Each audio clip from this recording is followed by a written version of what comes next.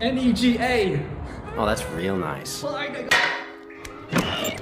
Selamat pagi, Mio here. And Kido here to tell you that today we have Twitter outrage. Pathetic trolling. Jack said what? And lawsuits. In this video, diving into the never-ending controversies surrounding Glitch, Gooseworks, and the amazing digital circus, as well as its toxic and parasocial fandom. This video was originally inspired by the accusations of racism against Michael Kovac, the voice of Jax. But before we could complete that video, more and more drama kept emerging from the deep depths. New drama every single week! And somehow the weird ones in the fandom found a way to make each situation even worse. So, to keep things organized and to fully explain the history of digital circus controversies, we shall start at the very beginning. The controversies began way back Whoa. What's that you say? You don't know what the amazing digital circus is? Inconceivable! You must have been living under a rock! Well, the Amazing Digital Circus, which we shall refer to as TADC, is one of the most, if not the most, popular indie animation series on YouTube, and probably other platforms as well. It has got hundreds of millions of views, and quickly, maybe too quickly, garnered a rather rabid and dedicated fanbase of both adults and children alike. The series was created in 2023 by Gooseworks and produced by the indie animation studio known as Glitch. Most well known for making the series Murder Drones, and now the Amazing Digital Circus. The characters of the series are one of the reasons it blew up so much. It includes Pomni, the female jester. Fan artists had a lot of fun drawing her. Jax, the mean purple rabbit. Artists had even more fun drawing him. Kane, and Bubbles, and everyone else. Now, one of the biggest problems with fandoms of indie products is that fans can become a little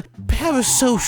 Not all fans, but sometimes a lot of fans. Because they can come close to almost direct contact with the creators of their favorite series and can like all the tweets and make fan art and stuff, some fans get a little too invested in another human being's life and act like they should have some say in what a creator should say and stand for. This is made worse when children become involved. And unfortunately, some creators feed into these delusional people by constantly pandering to them, making sure they say all the right things and or oversharing deeply personal details of their lives. TADC cast members and fans are not immune to this issue. It's not as bad as it could be, but while trying to look up the drama for this video, we did not expect to discover that 2 of the cast members were in a relationship that ended in 2025. Sure, maybe if you're in a public relationship, your audience would want to know when it's over. But you don't need to tell them that it was an open, polyamorous relationship, or the exact reasons for the breakup. Nobody should want to know that.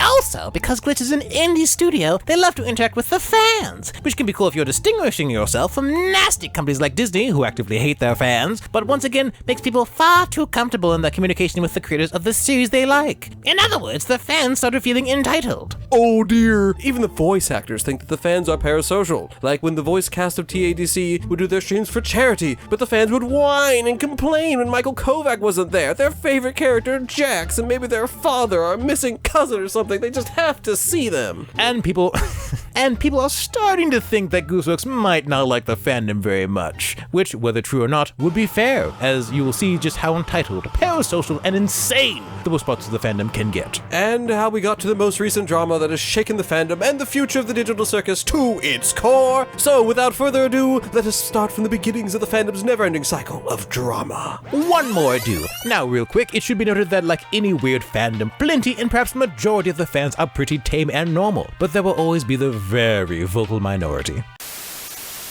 I hate everything about my life, including you.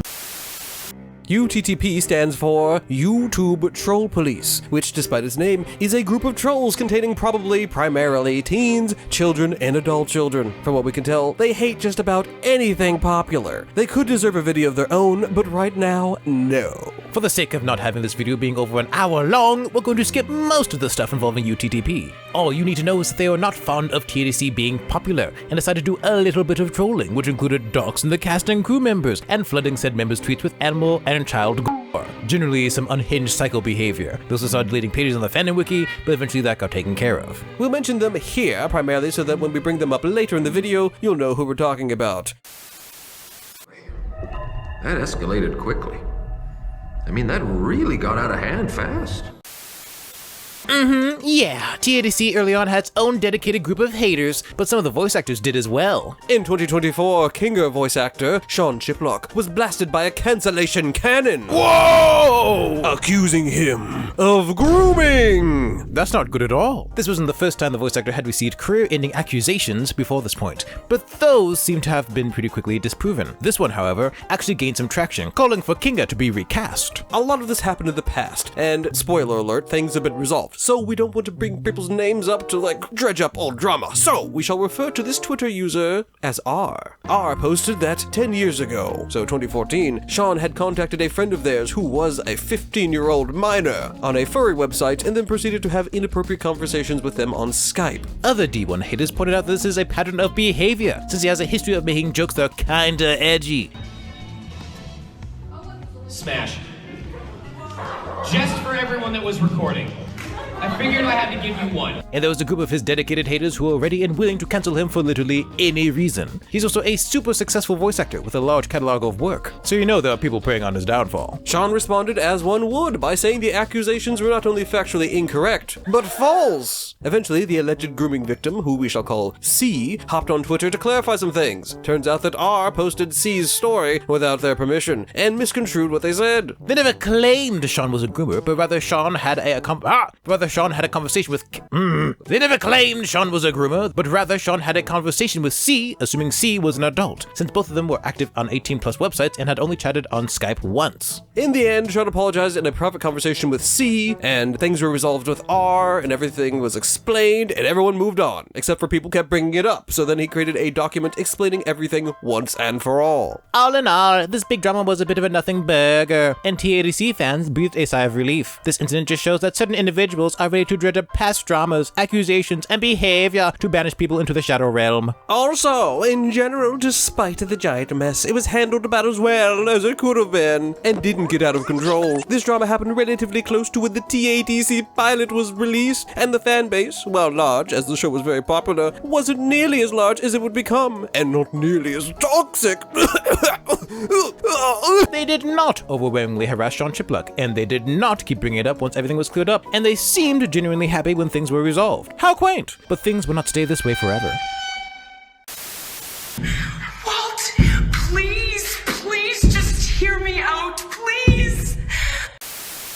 Okay, so, the TADC fandom has a problem. A shipping problem. Now, in case you don't know what shipping is, let us explain. Shipping is when fans of shows, books, movies, or some other form of entertainment place two or more fictional characters in a relationship, aka a ship.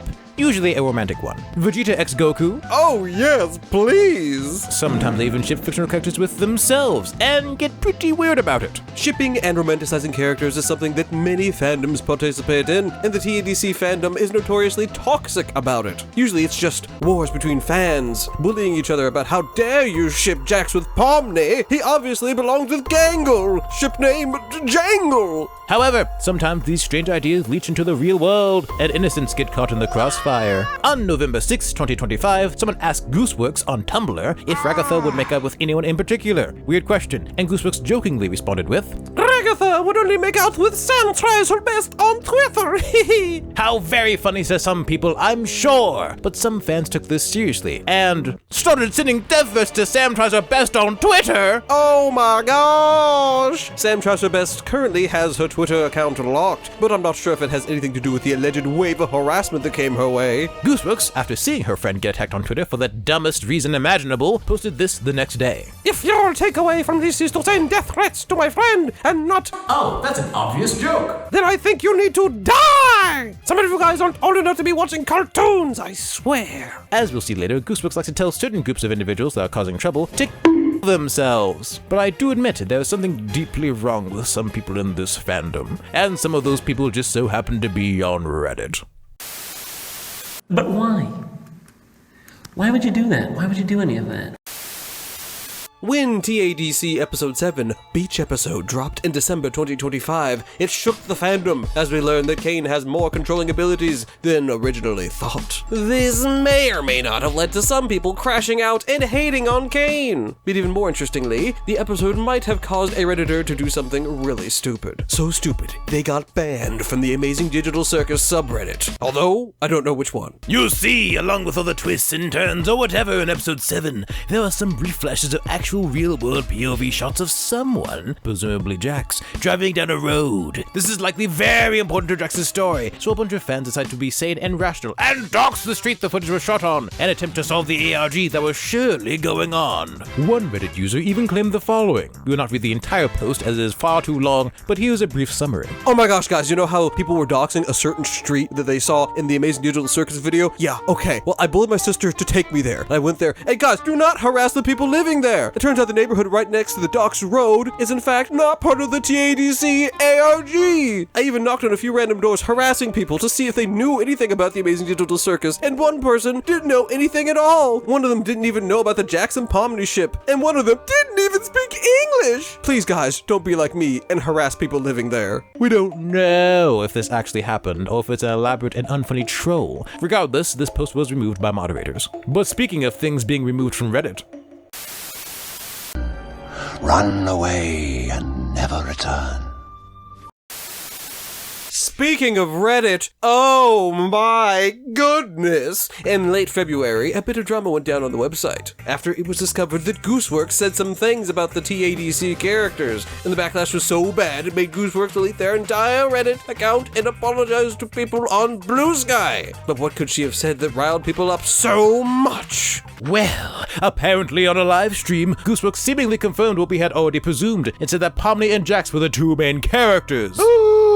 And if that wasn't enough, on a Reddit post asking if the last two episodes of TADC would be enough to redeem Jax's character, Gooseworks said, "What if the show is about someone who's too stubborn to give up and someone who's too stubborn to be saved? That would be crazy." Wow, that's crazy. Pretty tame, honestly, but there are some people who are confused and bewildered by the fact that only Pomni and Jax were considered main characters, and not Agatha, my beloved! and people went rabid.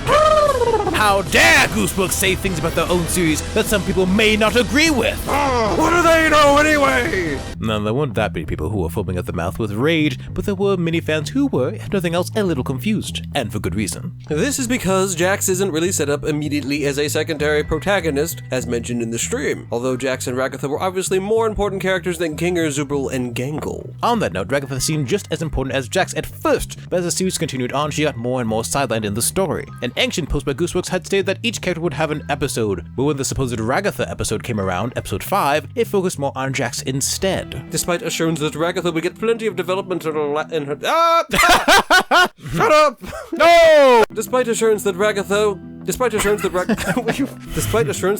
would get plenty of development in the last 2 episodes, many noisy fans voiced their discontent. A lot of angry comments have apparently vanished into thin air. But I guess whatever pushback occurred was bad enough to make Gooseworks delete their entire Reddit account and apologize for anything that was said on stream, and they didn't mean to hurt anyone. No idea why you would apologize for not doing anything wrong, but in the end, everyone moved on with their lives. Plenty of other fans creators voiced support for Goose, and afterwards the fandom would remain drama-free for, roughly 2 months.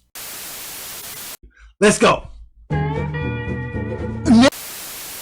When Glitch announced that the TADC finale would be coming to theaters, people had mixed feelings. Almost everyone was like, OMG, TADC is going to theaters. This is so peak and cinema. and we're happy that Glitch could be taking the indie series to the big screen. But others were mad and sad by this news, because the theater release for the finale would happen 2 weeks before the YouTube release. Apparently, Glitch had tried to get both releases as close to each other as possible. But in the past, when TADC was for some reason put on Netflix, Glitch had promised that they would always release episodes on YouTube first. Liar! So I guess that doesn't apply here. In all fairness, I don't think Glitch knew they would get the opportunity to put the finale in theaters. After all, who could have seen this coming? But while some fans weren't happy, some of the anger started to slowly fade away. Little did anyone know that the biggest drama nuke the fandom had ever seen was about to hit the unheli Little did anyone know that the biggest drama nuke the fandom had ever seen was about to hit the unholy hellscape of Twitter. Okay, enough pussyfooting around. We've set it up long enough. On March 11th, 2019, Ashley Nichols, voice of the character Zubul, and 3 of her friends, including Michael Kovac, the voice of Jax, booted up a live stream. Not just any old live stream though, a birthday live stream. Everything was going smoothly, but approximately 6,480 seconds into the live stream,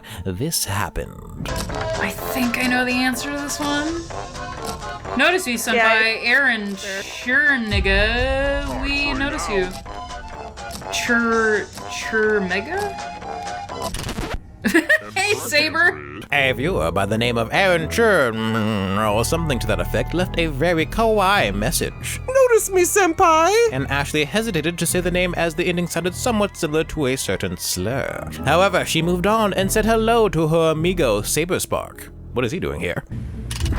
She did not. It just sounded like it. Did it? I said nega, you idiot. It sounded like another word.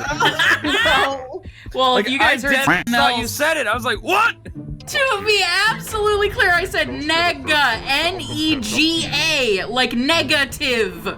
Which, Like Eggman nega. yeah. We're just digging the hole deeper. Just deeper and deeper and deeper. Later, there was a callback to this moment as Michael made a joke in reference of that earlier shout-out. See?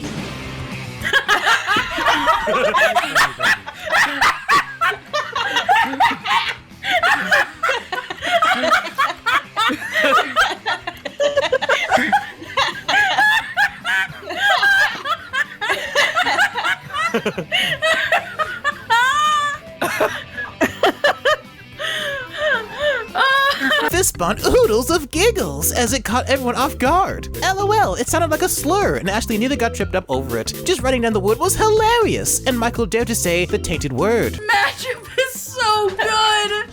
Thank you. So long, nigga. It clearly sounded like N-E-G-A. And Gooseworks had the gall to be in the chat and type the word N-E-G-A with her own white Caucasian fingers. And that's about it. Some millennials having a haha about what was almost a racist moment. But this somehow triggered someone enough to bring this into the spotlight 7 years later. How they found this, I don't know. At the time, there was absolutely no pushback whatsoever. Everyone just thought it was a funny joke, and maybe they laughed at it a little too long. But when Twitter got their peepers on this, absolute heck broke loose. We were actually kind of late to this drama because we're not chronically online, but it seems that Twitter users made a big enough stink that Michael Kovac issued an apology, and we got there just in time to see the fandom explode and implode in real time. Michael Kovac's tweet apologizing for this reads as follows. I've just been made aware of this. This is an absolutely insensitive joke. Earlier in the stream, we heard Ashley read out a username that contained the word N-E-G-A, short for negative. And all of us, including chat, freaked out because we misheard what was said. Once misunderstanding was cleared, we poked fun at the absurdity of it. However, the joke relied on the fact that it's teetering on racist, which ultimately is no different than making a legitimate racist joke. I apologize for any harm this has caused, and for the fact that we ever thought it was humorous to joke about in the first place. Racism is never okay. We should always strive to be kind and lift each other up. Shortly afterwards, Michael had to turn off replies to his apology because UTTP, that group we were talking about earlier, were allegedly spamming a bunch of animal gore, because that's a totally normal thing to do. And after Michael posted his tweet, the reactions from Twitter were mixed, to say the least.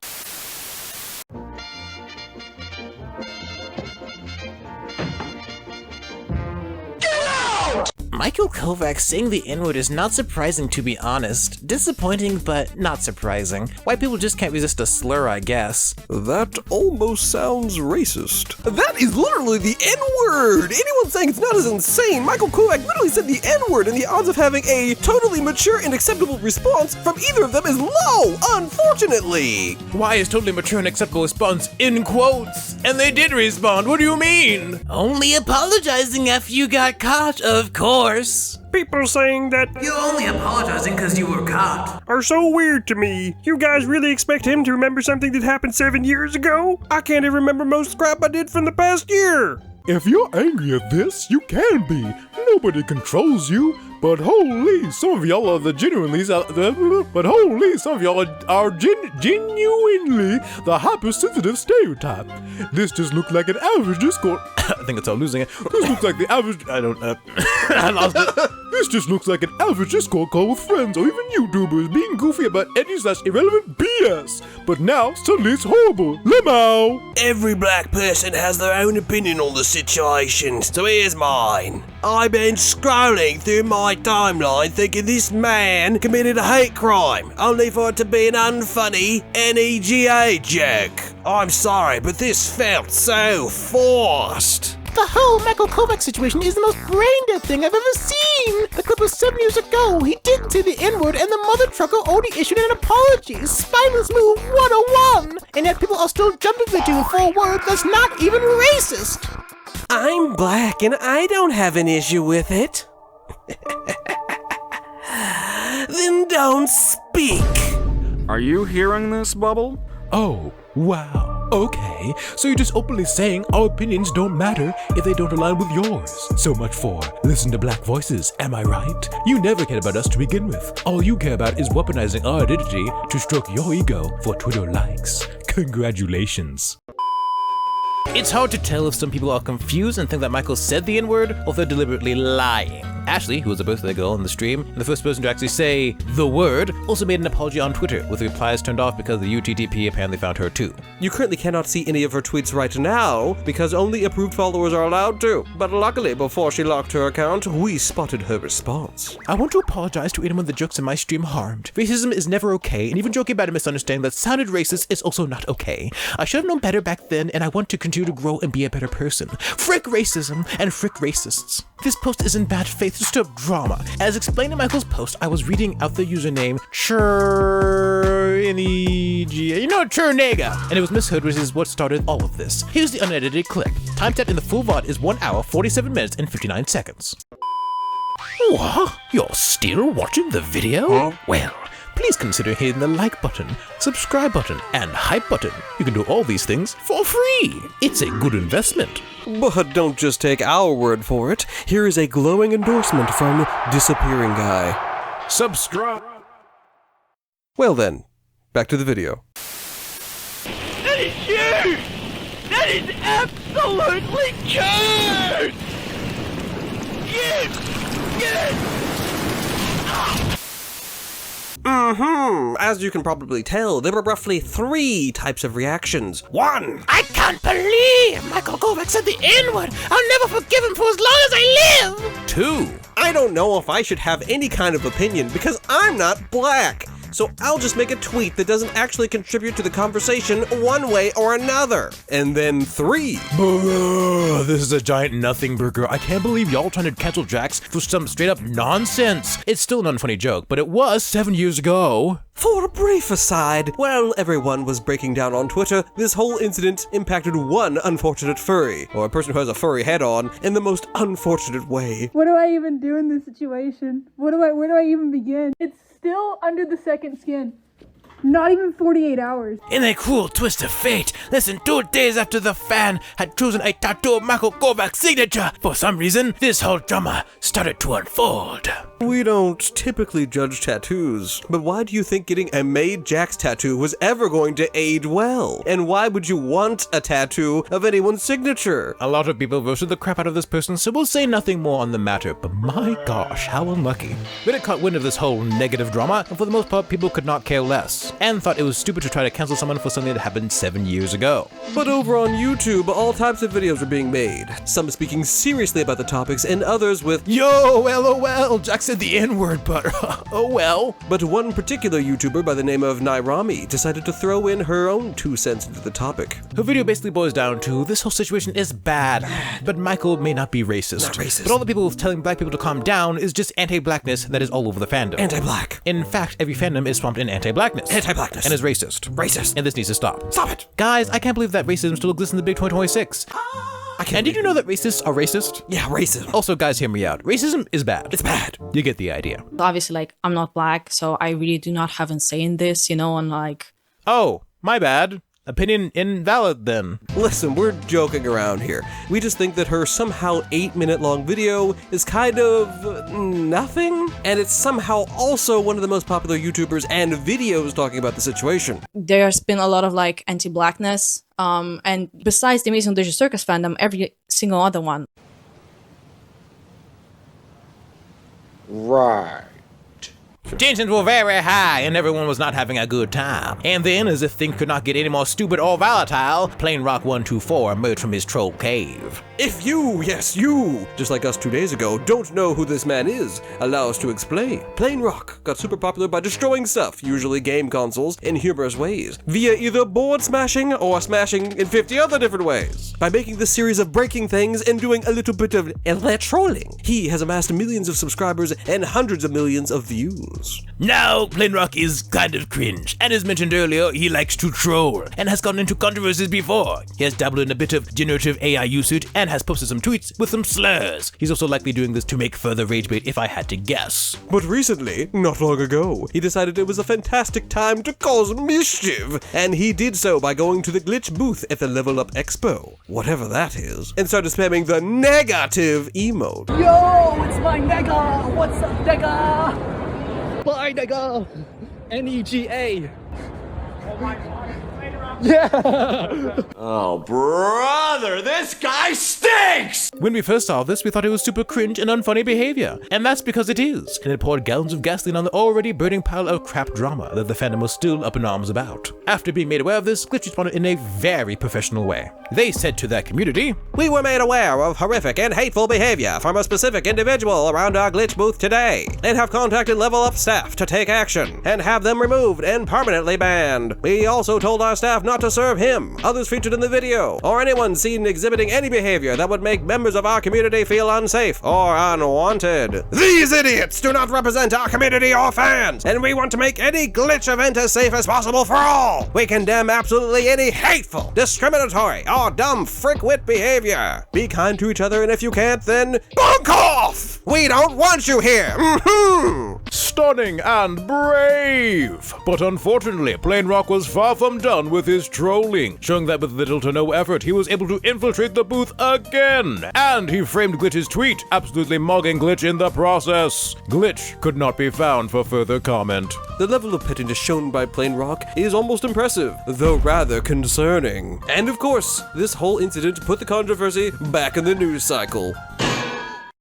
Another one. It never ends. The YouTube channel Choco Bro made a video called Kovacs, when being a wholesome chungus goes wrong, where he criticizes the fan base's weird reaction to what is in his opinion a not at all racist joke. He also points out that Michael Kovac, when he was much younger and known as the Watcher, did some voice acting and was involved in producing some very edgy and downright disgusting animations in a series called Robotic Claws. This is one of those newground animations that focus on shock humor, a genre that we as sheltered Christian lads did not encounter growing up. They were a popular type of video that were very much a product of the time when it came out. It's got a lot of dark humor, although it isn't very funny, about PDF files, extremely insensitive topics like self-game over, and racial stereotypes, and other horrible things that we shall not mention. There, that should hopefully be YouTube safe. Can't even describe the series without risking breaking community guidelines. It's pretty rough. In our opinion, we do not believe that Michael should be canceled for this, as it was very long ago, in a different time, and he was probably a rather different person. But if the people who were butthurt about the NEGA joke heard about this, they themselves might abstract. Interestingly, whilst researching for this video, we found some people spreading what I might call misinformation. One YouTuber made a video called "I Told You So," and throughout the video implies that Glitch really only supports a white voice cast and white stories, despite bringing up an example of the contrary. And I just started noticing like they weren't very inclusive, they only platform white stories. I'm like, okay, like the two CEOs are Asian, but they don't uplift their own people in their work. Like from what I've seen of like the casts of like the roster of Glitch production shows, no Asian people in the cast except for them. Show some love to Donna Terrace really quickly because single-handedly she brought diversity to Glitch because there are Asian voice actors within her cast and there are people of color within her cast. And basically says that Michael likely says the N-word all the time, and who knows, maybe everyone in the world is racist. These idiots are not representative of our community and fans. They are, though. It's a total fabrication. They also blatantly ignore that Plain Rock is not a part of the TADC fandom, and genuinely does not represent part of the fan base. They also choose not to do any further research, and use this to continue criticizing Glitch. This individual also says that Michael and Plain Rock said the N-word multiple times throughout their YouTube video, when this is in fact false. NEGA. One might say it is a lie. But back on Twitter, Gooseworks decided to lash out at Almost took in water. But back on Twitter, Gooseworks decided to lash out at Plain Rock and or anyone being racist to black people in the fandom, saying they should locate a projectile device and remove themselves from the living population. Very mature and reasonable. It's also a bit hypocritical considering it was accusations of Gooseworks' friend Michael that started this situation. Also, the tweet, while edgy and whatever, was carefully worded to not call out Michael or any others involved. Genuinely racist, hateful things. I feel I should say, if you think you're on my side by saying genuinely racist. Oh, I feel like I should say, if you think you're on my side by saying genuine racist, hateful things to black people in the fandom, then it is my personal belief that you should shoot yourself in the head with it. Note, maybe not a good idea to condemn Plain Rock for making a joke about saying the word, because he's clearly making a joke about what Michael said. But if Plain Rock is racist, then why isn't Michael? Obviously Plain Rock had malicious intent, but how do we know that he's racist? Now, we personally believe that people can grow and change and learn from whatever mistakes they make. And we don't think anyone should end themselves, especially over a joke or edgy things. But that could just be us.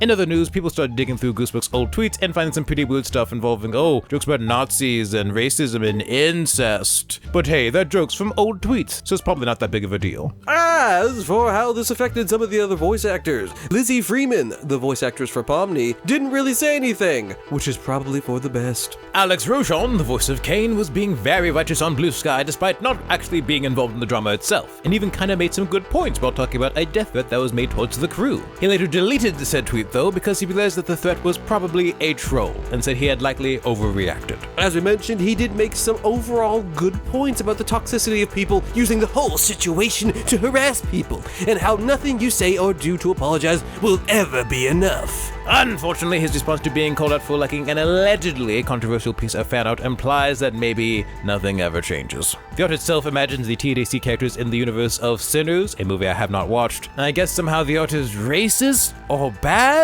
I don't know. Let us know in the comments if you know why. As for Marissa Lenti, the voice of Gangle, she also wasn't involved in the stream or any of the drama, but people took this opportunity to cancel her anyway. We won't get into too much detail because it's a big mess, but she seemingly was bullied into disavowing the YouTuber Black Griffin after fans mentioned that she collaborated with him on a song. Griffin himself is controversial these days due to some past actions, and some dubious figures like Bernie Fanout have been on a crusade to cancel him for alleged grooming, racism, and other stuff. And it's just a whole big mess. Maybe in the future we'll try to explain that situation better, but for now, Marissa said she will no longer be involved in any fan songs featuring characters she voices. So, I guess that sucks. For the most part, the drama has finally simmered down. Michael Kovac has decided to take a break from the internet for a while, and has been gone since the end of April. Gooseworks somehow managed to escape most of the criticism, as did Ashley, who locked her Twitter down, and of course that's an indication she didn't escape most of the controversy. Either way, as for Plain Rock, the troll, he has gone on to continue to try to farm attention for clicks, has moved on to making fun of Nintendo, and calling people disabled.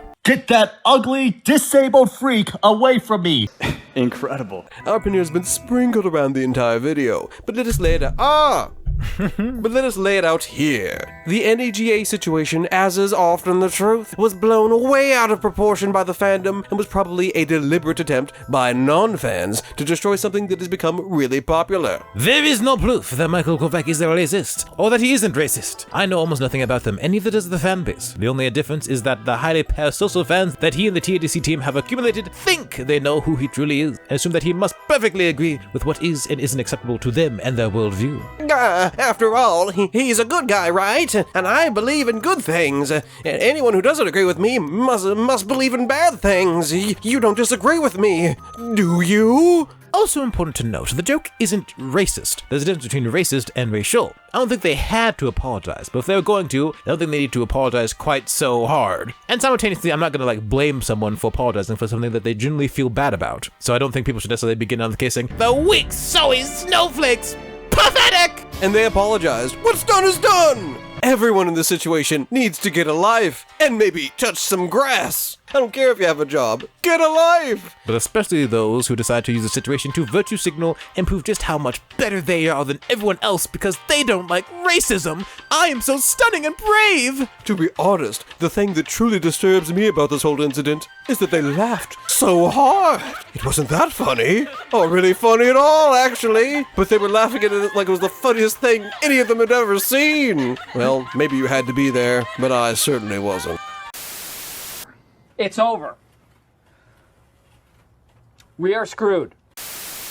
Now the fans had forgotten about all the drama with Michael for the most part, and were super excited for the premiere of episode 9, the final episode of the amazing digital circus that would premiere in theaters worldwide. Oh no! Never mind. It seems that there's more drama. It seems that Glitch was not communicating with certain distributors overseas, and screenings were getting cancelled. But apparently, it's not their fault, it's the distributor! Something about Glitch refusing to censor themes in the movie that may not be appreciated in certain countries and stuff. So, those countries might not get it at all. This announcement caused at least one grown man to break down in tears, which is genuinely sad to hear. Despite all the hand-waving away of responsibility that Glitch was doing, the Korean distributor is now suing Glitch for unilaterally canceling their contract. Not good. Of course, after this was made public, the fanbase decided to weigh in, again, mostly on Twitter, and make things even more volatile. Some simply supported Glitch, some were still upset about this theater stunt from the get-go, but many of those from countries that had screenings cancelled were in shambles. It turns out that many people on Twitter are actually lawyers, and definitely know what they're talking about. Looking further into the statement, Glitch made it clear that they did not send any copies of the movie out for approval, or rating, or whatever. Even though the Korean distributor claimed that they had already signed a contract that agreed to do just that. Once again, lawsuit pending.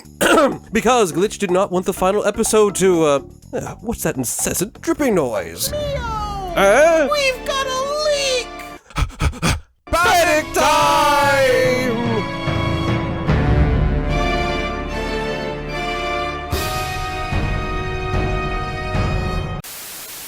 So, the movie first leaked to Twitter. There's just a few clips here and there, but some of those clips were from the ending of the movie, so massive spoilers. And according to this article from Soap Central, some rumors on Reddit claim that the person who leaked the footage was paid $1,000. That's just crazy. This news wiggled its way around on Twitter and eventually got to Gooseworks, who, when informed and indeed confirmed that it was leaked, responded with, Hey, who cares?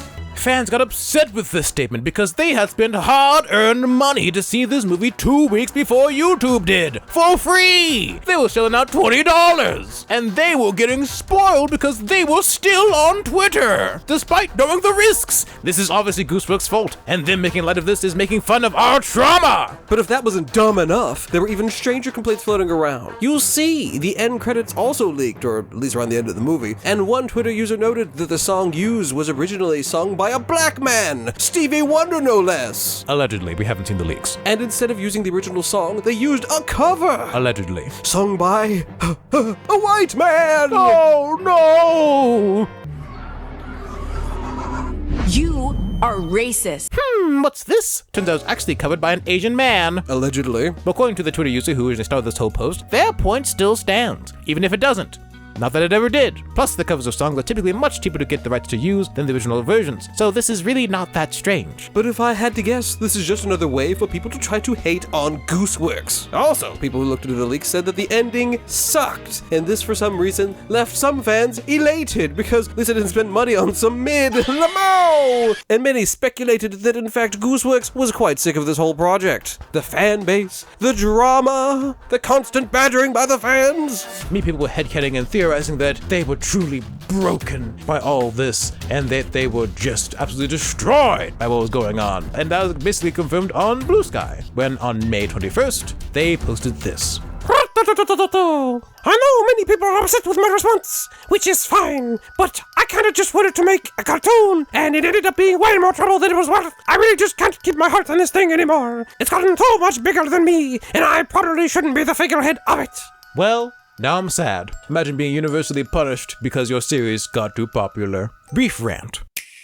It's very easy to forget that we're not criticizing the next Marvel slop movie made by the miserable Disney company, but instead hitting on something made by someone who's pulling all-nighters to try and make the best finale they can. It's fine to critique stuff. In fact, I think we need more critique in the indie space, as some people are far too forgiving of rather mediocre projects. But being mean and evil is never beneficial, least of all in situations like these. And then, because of all the stupid controversies that barely have anything to do with them, Gooseworks is constantly getting smeared on Twitter with fans celebrating the fact that the finale sucks because Gooseworks did one thing at one point or another that they didn't like. This is the most entitled, obnoxious, toxic, parasocial, and brain-dead fandom that we have seen in a long time. Because TADC has such a large fan base, the amount of bad actors grows proportionally. Though I think because the fan base is even more chronically online than others, it's worse than usual. Additionally, many of the characters in the digital circus seem to reflect somewhat common real-world mental issues and struggles that are mentally unstable, and many are drawn to the series because they identify with the characters. Jax is literally me. Unfortunately, we think some of these folks might identify a bit too strongly with these characters and are themselves not quite well adjusted. We're by no means fans of Gooseworks, as we disagree quite a bit with how they handle things on Twitter, and probably with some of the things they say. Heck, we personally think that 75% of the amazing digital circus is mid. But I don't think anyone deserves this level of hate for doing basically nothing wrong. Rant over. On the bright side though, Gooseworks will soon be free of TADC, as they have pointed out on Blue Sky, and it certainly seems there are no plans at all for a sequel. But it still has a few weeks until it hits YouTube. Anything could happen.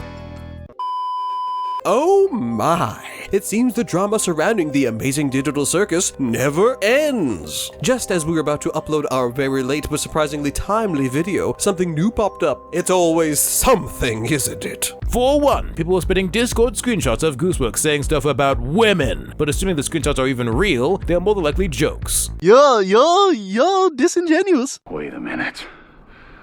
She literally says she's racist. She literally says that she's racist. Not again.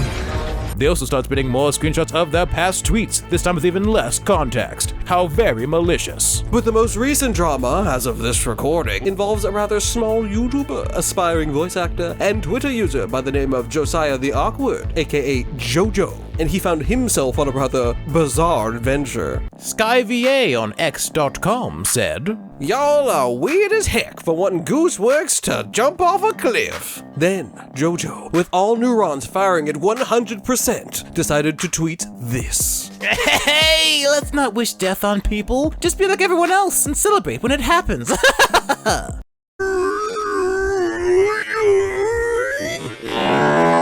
Other TADC fans didn't appreciate the statement, as it sounded like Josiah wasn't opposed to Gooseworks being 6 feet under, and might even throw a party if it happened. It could have been a joke, but nobody laughed. At first, Josiah made light of the situation, saying this'll all blow over in 48 hours because the internet is just a bunch of ADHD-riddled children.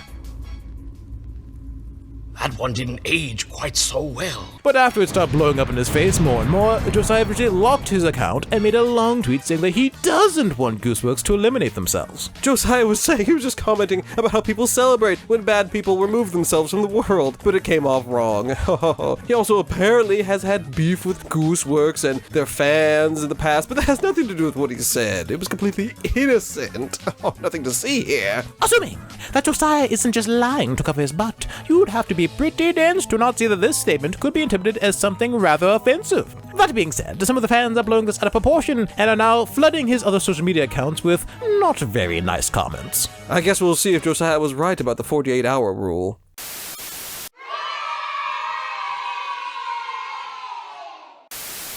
Oh boy, that was a lot. Let's review. Sean Chiplock, in the incident we talked about, has been confirmed to not be a groomer. We don't think the TADC cast is racist based on public evidence, and what they say or do in their spare time is completely unknown until someone leaks the group chat. The TADC fandom is quite volatile, primarily on Twitter with a vocal minority of very sensitive people. You're allowed to feel whatever you feel about any of these cases, as I cannot control you, nor do I want to. However, objectively, the NEGA situation was blown way out of proportion and was very silly. So silly. We are not discounting how some individuals feel, but based on the cold, hard facts, they did not say the N-word. They just didn't. Instead, they just joked about how it sounded like something offensive and how they were gonna get canceled. Little did they know, 7 years later. I'm always gonna be scared to say the word nega ever again. I mean, rightfully so. And then there are some people who would rather use the situation to fuel their own previous dislike for Glitch, even if it means spreading falsehoods, falsities, lies, deception. Boo Garlet would know the truth. Raise your hand if you got that reference. Plain Rock is a pathetic troll with nothing better to do. Enough said there. Glitch seemingly has the amazing inability to handle situations they put themselves in. The NEGA situation was crazy, but how do they mess up distribution so badly? It's probably because they are an indie company and haven't done this type of thing before, so we must give them some grace there. But maybe offer an apology to the poor man who cried? I don't know, not my company. And something tells me that after this video, any chance we had to work with Glitch will be gone and out the window. Oh well. Anyways, we wish all the people involved with the drama the best and hope that they all improve as businesses and as people as they learn from these situations. Especially Gooseworks, who we must give credit to for not having a complete mental breakdown. Hopefully that future stuff will attract an audience that fully vibes with that Gooseworks energy, and what energy it is. We pray for everyone, even the people we don't like very much. As for you, viewer, we like you! And thank you for watching the video! A big thank you to all our channel members as well, our big fans and our very big fans, who support the channel and get some neat little perks at some neat little tiers. Feel free to join if you wish. But hey, for free! You could like this video and subscribe to get notified of our new videos and to boost this video to reach more people and clear up all this drama, hopefully. Unless we just confused you more, in which case, I'm sorry. And if you want another video talking about an indie project that became way too big for its creator to the point that the creator left the entire internet, check out this video over here. And if you want to see a video about some indie game shenanigans, you can check out this video over here. Until we see you there, in the wise words of Cain at the end of episode 8. Goodbye. Super excited for the premiere worldwide. Oh no!